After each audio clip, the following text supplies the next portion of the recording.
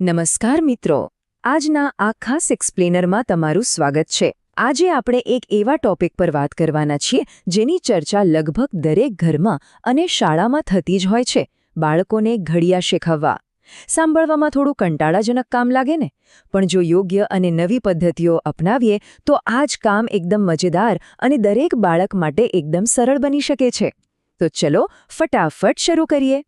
હવે સૌથી મોટો સવાલ એ છે કે શું બાળકોને ઘડિયા શીખવવા તમને પણ એક રોજેરોજનો જંગ લાગે છે? સાચું કહેજો, મોટાભાગના માતાપિતા અને શિક્ષકોની આ જ ફરિયાદ હોય છે। બાળકો માટે આંકડાઓ યાદ રાખવા ઘણીવાર નિરાશાજનક બની જાય છે, પણ ટેન્શન લેવાની કોઈ જ જરૂર નથી। આજે આપણે આ જ સમસ્યાના કેટલાક એકદમ જબરદસ્ત અને પ્રેક્ટિકલ સોલ્યુશન્સ જોવાના છીએ। તો આપણો પહેલો વિભાગ છે રમત અને ગીતથી શિક્ષણ। અહીં જુઓ, આ ત્રણ એકદમ સરળ અને મજેદાર રમતો છે જેને તમે તરત જ શરૂ કરી શકો છો। પહેલી છે ઘડિયા ક્વિઝ। ધારો કે તમે ઘરમાં બેઠા છો અને અચાનક પૂછ્યું, બેટા 2 ગુણ્યા 3 કેટલા થાય? બસ, રમત શરૂ। બીજી ગેમ તો બહુ જ ઇન્ટરેક્ટિવ છે, બોલ પાસિંગ ગેમ। બાળક પાસે બોલ આવે એટલે તરત જ તેણે જવાબ આપવાનો। અને ત્રીજી છે કાર્ડ ગેમ। એક કાર્ડ પર પ્રશ્ન અને બીજા પર જવાબ। આનાથી થશે એવું કે ગોખણપટ્ટીવાળું કામ સીધું એક એન્જોયેબલ ફિઝિકલ એક્ટિવિટીમાં બદલાઈ જશે। અને આ સાંભળો, 2 એકા 2, 2 દુ 4, 2 તરી 6। યાદ આવ્યું કશું? આ માત્ર આંકડાઓ નથી, આમાં એક ગજબની લય છે, એક મ્યુઝિક છે। જ્યારે આપણે ઘડિયાને કોઈ ગીત કે કવિતાની જેમ ગાઈએ છીએ ને, ત્યારે બાળકો તે આખો ક્રમ બહુ જ જલ્દી પકડી લે છે। આપણું મગજ અવાજના ઉતાર ચઢાવને તરત જ કેચ કરે છે અને ગીતની જેમ ઘડિયા હંમેશા માટે યાદ રહી જાય છે। હવે આગળ વધીએ આપણા બીજા વિભાગ તરફ, જે છે ચિત્રો અને રોજિંદા જીવન। હવે જરા આ ઉદાહરણ જુઓ। 3 અલગ અલગ પ્લેટ છે અને દરેક પ્લેટમાં 2 રોટલી મૂકી છે, તો કુલ કેટલી રોટલી થઈ? આ તો આપણા ઘરની જ વાત છે ને। જ્યારે તમે ગણતરીને આ રીતે થાળીમાં પડેલી રોટલી સાથે જોડી દો છો, ત્યારે બાળકનું મગજ તરત જ સમજી જાય છે કે ભાઈ આ કોઈ હવાઈ વાત નથી। આંકડાઓ તેમના માટે એકદમ વાસ્તવિક અને રિયલ બની જાય છે। આ સિવાય પણ તમે ઘણી નાની વસ્તુઓનો ઉપયોગ કરી શકો છો। દાખલા તરીકે, જો રોજની 2 પેન્સિલ વપરાતી હોય તો 5 દિવસમાં કુલ કેટલી પેન્સિલ વપરાશે? અથવા તો પછી કાગળ પર નાના ટપકા એટલે કે ડોટ્સ કરીને સમજાવો।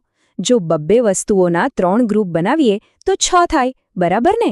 આવા સરસ મજાના કલરફુલ ચાર્ટ બનાવીને જો તમે બાળકના રૂમમાં કે ક્લાસમાં લગાવી દો તો વારંવાર જોઈને તેમના મગજમાં એ વસ્તુ બરાબર બેસી જશે। તો ચાલો હવે વાત કરીએ આપણા ત્રીજા વિભાગની, પેટર્ન અને ટૂંકી પ્રવૃત્તિ। તમને ખબર છે, ઘડિયાની અંદર એક બહુ જ રસપ્રદ પેટર્ન છુપાયેલી હોય છે। જેમ કે અહીં જુઓ, 2ના ઘડિયામાં આવતો દરેક જવાબ હંમેશા બેકી સંખ્યા એટલે કે ઇવન નંબર જ હોય છે। છે ને કમાલ? એવી જ રીતે 5ના ઘડિયાનો કોઈ પણ જવાબ લઈ લો, તેના છેડે હંમેશા 0 અથવા 5 જ આવશે। જ્યારે તમે બાળકોને આ સિક્રેટ પેટર્ન બતાવો છો ને, ત્યારે તેઓ ગોખવાનું ભૂલી જાય છે અને તેમની તાર્કિક સમજ દોડવા લાગે છે। માત્ર 20 સેકન્ડ? હા, તમે બરાબર સાંભળ્યું। શું કોઈ ગણિતનો ખ્યાલ શીખવવા માટે માત્ર 20 સેકન્ડ પૂરતી છે? ચોક્કસ પૂરતી છે। ક્લાસરૂમમાં એક જબરદસ્ત એક્ટિવિટી કરાવવા માટે તમારે માત્ર આટલો જ સમય જોઈએ છે। જુઓ, આ 20 સેકન્ડની એક્ટિવિટી કામ કેવી રીતે કરે છે? તમારે ખાલી એટલું કરવાનું છે કે બાળકોને 4-4ના ગ્રુપમાં ઊભા રાખવાના છે। પછી તેમને જ નિરીક્ષણ કરવાનું કહીને પૂછો, અહીં કુલ કેટલા ગ્રુપ છે અને દરેક ગ્રુપમાં કેટલા બાળકો છે? છેલ્લે પૂછો કે તો કુલ મળીને કેટલા થયા? તમે જોજો, કોઈ પણ જાતના દબાણ વગર બાળકો જાતે જ ગણતરી કરીને કહેશે કે 4 ગુણ્યા 3 બરાબર 12 થાય। આ એકદમ મેજિકની જેમ કામ કરે છે। ચાલો હવે આપણે પહોંચી ગયા છીએ ચોથા વિભાગ પર, પુનરાવર્તન અને ટેકનોલોજીનો ઉપયોગ। અને આના માટે તમારે આપવાની છે માત્ર 5 મિનિટ। રોજની બસ 5 જ મિનિટનું રિવિઝન એ બાળકોના મગજ પર કોઈ જ બોજ નાખ્યા વગર આ કોન્સેપ્ટને કાયમ માટે ફિટ કરી દેવા માટે બેસ્ટ છે। તમારે બસ એટલું જ કરવાનું છે કે ડેઇલી રૂટીન અને આપણી આધુનિક ટેકનોલોજીને મિક્સ કરી દેવાની છે। માહિતીને નાના હિસ્સામાં વહેંચી દો, જેમ કે આજે ફક્ત 2 અને 3ના ઘડિયાનું રિવિઝન કરો, કાલે 4 અને 5નો વારો લો।